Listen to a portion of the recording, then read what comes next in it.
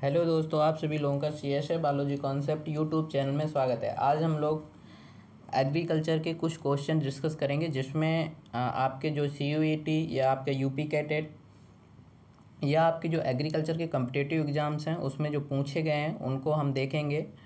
और आप यदि चैनल में फर्स्ट टाइम विज़िट कर रहे हैं तो आप चैनल को लाइक, शेयर एंड सब्सक्राइब ज़रूर करें। देखते हैं, चलते हैं क्वेश्चन की ओर। तो आप क्वेश्चन देख पा रहे होंगे। एक क्वेश्चन है, which chemicals are used in protoplast fusion. तो प्रोटोप्लास्ट फ्यूजन में किस केमिकल का यूज किया जाता है। तो आप ये जो क्वेश्चन है वो यूपी कैटेट पीजी 2022 में पूछा गया था। तो इसका यदि आप देखेंगे, एक होता है डीएचए, एक एथेनॉल, एक पेग एंड आपका डीएचए एंड पेग। तो इसमें जो आपका आंसर होगा वो होगा पेग पॉली इथाइलिन ग्लाइकॉल, जो मोस्टली आपका प्रोटोप्लास्ट फ्यूजन में यूज किया जाता है। इसे आप याद रखिएगा। नेक्स्ट जो क्वेश्चन है आपका है वो है एबीओ ब्लड ग्रुप्स जो सबसे पहले किसने डिस्कवर किया था। The ABO blood groups was discovered by. तो आप हमेशा इसमें पढ़ते हैं लैंड स्टीनर, इसमें लेकिन दो वैज्ञानिक थे, लैंड स्टीनर एंड लेविन। कौन थे? Landsteiner and Levine. Next है आपका जो ग्रेगर जोहन मेंडल हैं, आप बहुत सुनते होंगे, जिन्होंने लॉ दिए थे, law of independent and assortment and law of segregation. तो वो कहाँ के जो वो पादरी थे, मॉन्क थे, वो कहाँ के थे? तो ऑस्ट्रियन मॉन्क थे, ऑस्ट्रेलियन मॉन्क थे, जर्मन मॉन्क थे, इटालियन मॉन्क थे। ये बहुत पूछा गया है क्वेश्चन कॉम्पिटिटिव एग्जाम में। तो ये एक ऑस्ट्रियन मॉन्क थे। नेक्स्ट है आपका रिप्रोडक्टिव सेल्स कैसी होती हैं, यूजुअली किस प्रकार की होती हैं? डिप्लॉयड होती हैं, हैप्लॉयड होती हैं, diploid and haploid both types की होती हैं। तो जो रिप्रोडक्टिव सेल्स होती हैं, आप हमेशा जानते हैं कि रिप्रोडक्टिव सेल में मियोसिस जो है वो परफॉर्म होती है, मियोसिस सेल डिवीजन होता है, उसके बाद आपका हैप्लॉयड सेल बनती है, हैप्लॉयड गैमेट्स बनते हैं। तो जो सेल में जो मियोसिस होती है वो पहले मदर सेल ही होती है, वो हमेशा डिप्लॉयड ही होती है। इसके बाद आपका नेक्स्ट क्वेश्चन है टोटिपोटेंसी एंड प्रीपोटेंसी क्या है, या ये दोनों अलग अलग हैं या सेम है? तो दोनों बहुत अलग हैं। टोटिपोटेंसी जो होता है आपका, जब एक सेल से आपका एक पूरा या होल प्लांट हम निर्माण करते हैं, उसे हम टोटिपोटेंसी कहते हैं। प्रीपोटेंसी का मतलब होता है कितनी एबिलिटी है उसकी अपनी ऑफ स्प्रिंग देने की, ऑफ स्प्रिंग बनाने की नेक्स्ट जनरेशन में। ठीक है, तो ये दोनों अलग अलग हैं, इसलिए ये फॉल्स हैं।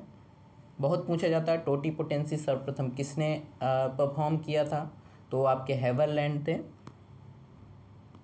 अब आता है ग्रेगर जोहन मेंडल ने कितने नियम दिए।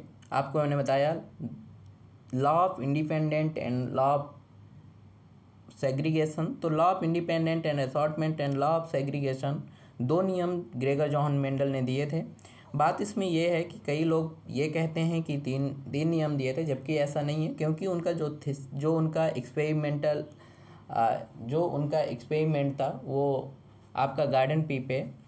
तो जब उन्होंने ये जो नियम इनहेरिटेंस के दिए, तो उस समय उनकी जो आप कह सकते हैं कि जो उन्होंने वो इनहेरिटेंस के जो नियम जो दिए थे, रिसर्च जो उन्होंने जर्मन लैंग्वेज में दिया, तो उसे बैटसन ने जब हिंदी लैंग्वेज में, इंग्लिश में जब उसे ट्रांसफ़र कर रहे थे, तो उस समय जो लॉ ऑफ डोमिनेंस था, डोमिनेंस उस समय एक कॉन्सेप्ट के रूप में था, तो उसे बैटसन ने लॉ ऑफ डोमिनेंस बता दिया था, जिसकी वजह से लोग कह देते हैं कि जो ग्रेगर जॉन मेंडल के वो 3 नियम हैं, जबकि ऐसा नहीं है। ग्रेगर जॉन मेंडल के ओनली 2 ही नियम हैं, ये ध्यान रखिएगा।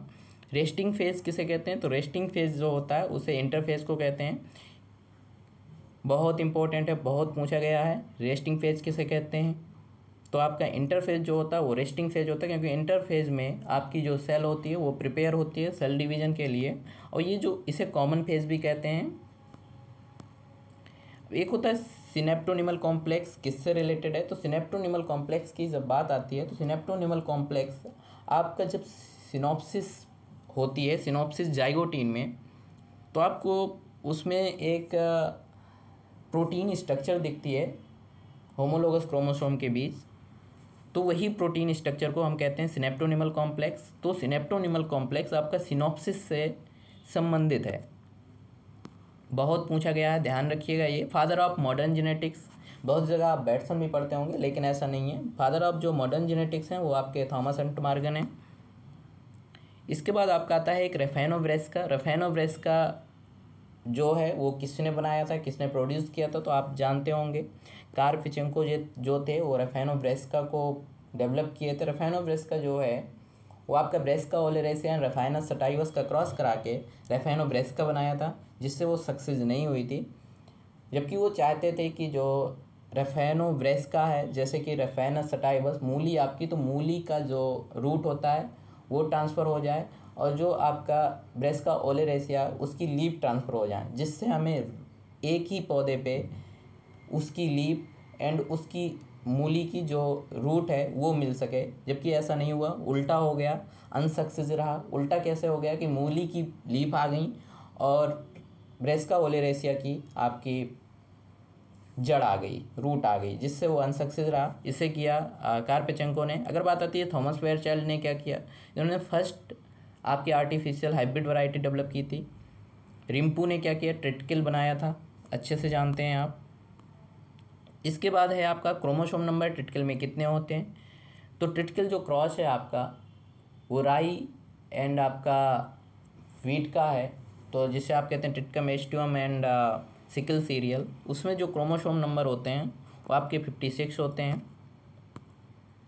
आता है, बहुत पूछा गया है, एवोल्यूशन टर्म किसने दिया, तो एवोल्यूशन टर्म जो आपका हर्बर्ट स्पेंसर ने दिया था, ध्यान में रखिएगा, हर्बर्ट स्पेंसर। यूजेनिक्स टर्म किसने दिया, फ्रांसिस गाल्टन ने दिया। बहुत ये क्वेश्चन पूछे गए हैं, बहुत इंपॉर्टेंट हैं।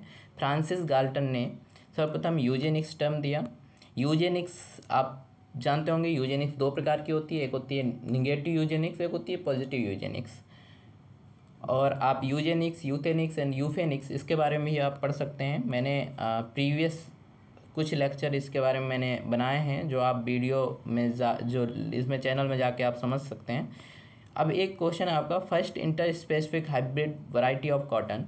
तो जो इंटर स्पेसिफिक वैरायटी है कॉटन की, फर्स्ट वो कौन सी है, आप जानते हैं वारालक्ष्मी है। H4 जो है वो कैसी है, वो हाइब्रिड वैरायटी है कॉटन की, फर्स्ट हाइब्रिड वैरायटी। अब इंटर स्पेसिफिक की बात हो रही तो वारालक्ष्मी है। अब एक आता है PCR, पॉलीमरेज चेन रिएक्शन। इसको सर्वप्रथम किसने इन्वेंट किया था, तो इसका इन्वेंशन किया था वो कैरी मुलिस ने किया था, कैरी मुलिस। लेकिन जो PCR होती है वो क्या करती है, तो PCR हम आपका जैसे आप नेचुरल जो पढ़ते हैं कि रिप्लिकेशन में DNA से DNA का बनना, वो नेचुरल जो होता है, तो उसी को हम एक मशीन में DNA से DNA बनाते हैं। मशीन में जब हम DNA डाल के एक नया DNA बनाते हैं, नॉर्मल लैंग्वेज में आप समझें, तो इस मशीन का वर्क है एम्प्लीफिकेशन ऑफ DNA। नया DNA उसके कई सारे DNA कॉपी बना देना एक DNA से, या एक आपके DNA सैंपल से कई सारे DNA का निर्माण करना, एम्प्लीफिकेशन करना PCR का काम होता है, जिसे खोज किया था कैरी मुलिस ने। इसके बाद आपका आता है पादप कोशिका का सबसे बड़ा कोशिकांग कौन सा है, तो आप जानते हैं पादप कोशिका का सबसे बड़ा कोशिकांग प्लास्टिड है। DNA का द्विकुंडली मॉडल किसने दिया, वाटसन एंड क्रिक। तो इसमें आप जो वाटसन एंड क्रिक ने 1953 पे, आप थोड़ा सा याद रखिएगा ये जो क्वेश्चन है, तो इसमें ईयर का जो है, तो ईयर में बहुत लोग कन्फ्यूज होते हैं। वाटसन एंड क्रिक ने 1953 पे DNA का द्विकुंडली मॉडल दिया था, बहुत सरल है, सब जानते होंगे। AB ब्लड ग्रुप किसने डिस्कवर्ड किया, अभी हम पढ़े थे। ABO ब्लड ग्रुप किसने दिया, तो ABO blood group Landsteiner and Levine ने दिया था। जबकि एक सिंपल एक क्वेश्चन पूछा जाए AB ब्लड ग्रुप किसने डिस्कवर किया, तो उसमें आपके हैं डी कैस्टेलो एंड स्टर्ली। बहुत पूछा जाता है, बहुत अलग क्वेश्चन है। जैसे आप पढ़ते हैं A blood group, B blood group, O blood group and AB blood group, तो AB को किसने खोजा, तो वो हैं आपके Decastello and Sturli. Confuse नहीं होना है। 1 जीन 1 पॉलीपेप्टाइड मॉडल किसने दिया, तो 1 जीन, एक होता है 1 जीन 1 एंजाइम, तो उसे बीडल एंड टैटूम ने दिया। अगर बात आती है 1 जीन 1 पॉलीपेप्टाइड, तो उसे आपके दिया था इनग्रम ने। इसके बाद आपका है माइटोकॉन्ड्रियल DNA डिस्कवर्ड बाई, तो माइटोकॉन्ड्रियल जो DNA है उसे सर्वप्रथम किसने डिस्कवर किया था, तो आपके नास एंड मार्गरेट हैं। कौन है, नास एंड मार्गरेट, बहुत पूछा गया है। इसके बाद आपका है father of neo taxonomy. Neo taxonomy के फादर कौन हैं? तो आपके फादर हैं हक्सले। तो हमने कुछ क्वेश्चन डिस्कस किए जो आपके 20-25 क्वेश्चन थे, जो इम्पोर्टेंट क्वेश्चन थे। यदि आप इन क्वेश्चन को क्विज़ के रूप में सॉल्व करना चाहते हैं इसी प्रकार से, तो आप चैनल पे जाइएगा, विजिट कीजिएगा और वहाँ से ये आपको होम पे ऑप्शन पे आना है। होम से वीडियोज़ से ये शॉर्ट से प्लेलिस्ट एंड कम्युनिटी। तो कम्युनिटी में आप जब जाएंगे तो कम्युनिटी में ये क्वेश्चन आपको मिल जाएंगे, वहाँ से आप इनको क्विज़ के रूप में भी सॉल्व कर सकते हैं।